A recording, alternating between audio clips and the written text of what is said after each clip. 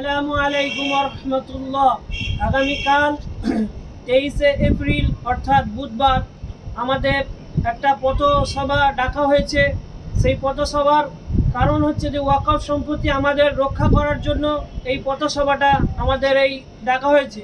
পথসভাটা আরম্ভ হবে উজ্জুলপুকুর বাসস্ট্যান্ড থেকে নিয়ে আরাডাং বাসস্ট্যান্ড পর্যন্ত এসে এবং খেজুয়াটি বাসস্ট্যান্ডে সেই পথসভাটা আমাদের শেষ হবে।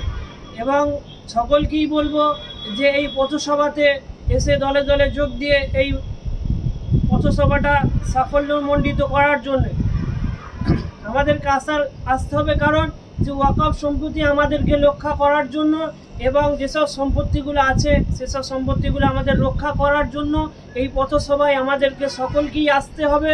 এবং এই ভিডিওটা সকলের কাছে শেয়ার করে দিবেন এবং সকলেই আসার চেষ্টা করবেন ইনশাআল্লাহ।